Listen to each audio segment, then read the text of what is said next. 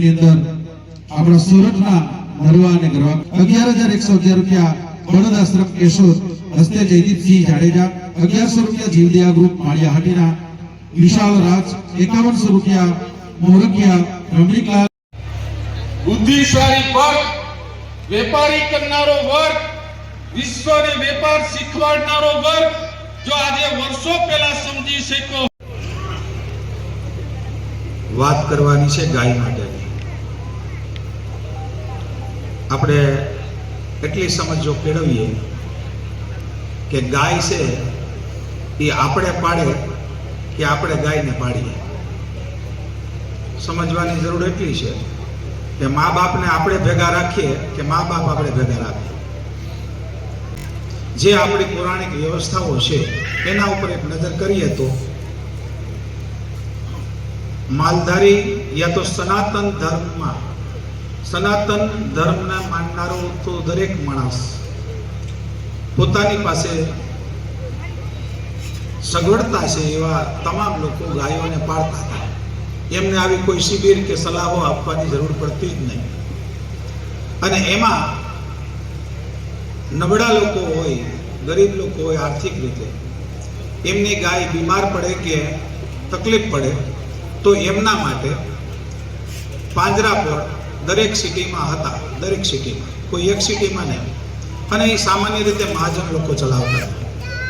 મહાજન લોકોનું કામ એ હતું અને એમણે સ્વીકારેલું કામ હતું કે જે આર્થિક રીતે વ્યવસ્થામાં પહોંચી ના વળે એવા લોકોને ગાય, વાસળો, બળદિયા નથી એ એમણે પાડતા હતા. એટલે એ શક્ય હતું કે એ સીમિત હતું. અને એ શક્ય હતું આપણે કે દરેકને ત્યાં પોતાને ખીલે ગાય હોય તો મને એમ લાગે કે ગૌશાળાની જરૂર જ નથી. એટલે ગૌશાળાને બિરદાવવી કે ગૌશાળાની ટીકા કરવી એ ખરેખર મનોમંથનનો વિષય છે.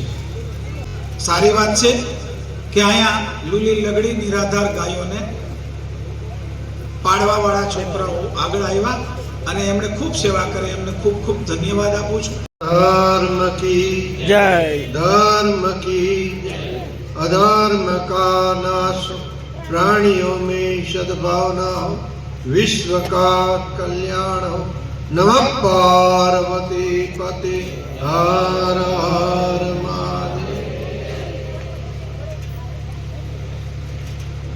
गौशाला અને હોસ્પિટલના ઉદ્ઘાટન પ્રસંગે ઉપસ્થિત ભાઈ શ્રી ભગવાનજીભાઈ, ભાઈ હીરાભાઈ જોટવા તેમજ હર્ષિતાબેન, આપ તમામ ધર્મપ્રેમી ભાઈઓ, બહેનો અને બાળકો, 12:30 વાગ્યા છે. 12:30 વાગે મારો વારો આવ્યો છે એટલે રોટલા આડે સાધુએ આવું નહીં એટલે સંક્ષેપમાં વાત કરીશ.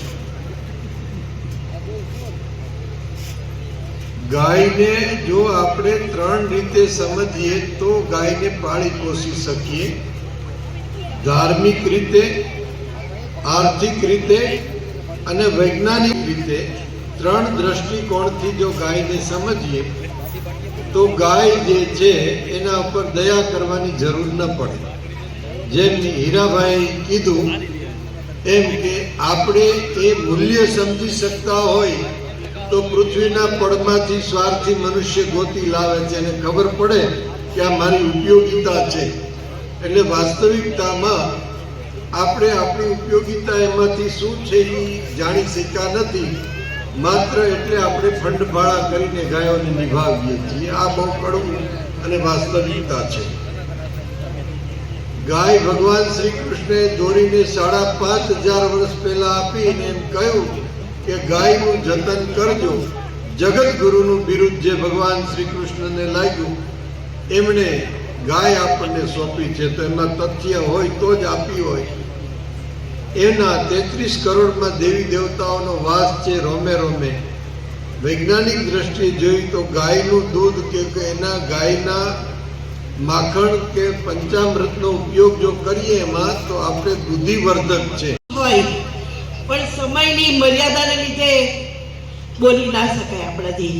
છતાં આજે હું આપ સૌના ગામમાં આવી અને મારી બહેનોએ બધી જોઈ, આહિરની બહેનો, ત્યારે મને ખરેખર બહુ કઢાઈ યાદ આવ્યો મેં કીધું વાહ કદાએ તો લીલા બતાવી દીધી મારી બેનને કે જે બેને માતા પિતા માટે કેટલું ઋણ અદા કર્યું એના માટે અમને બધા તાળીઓ પાડીએ.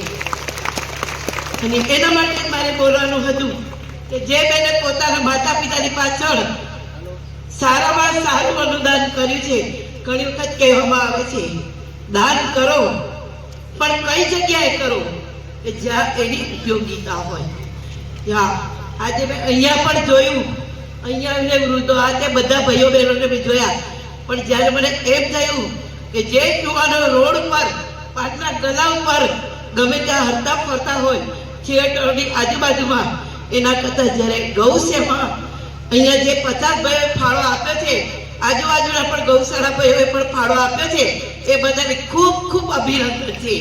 અત્રે પધારેલા બધા જ માનવંતા મહેમાનો, મહાનુભાવો, વાલા ભાઈઓ બહેનો, પૂજ્ય વડીલો, સૌને મારા નમસ્કાર, મારા જય શ્રી કૃષ્ણ સ્વીકારજો.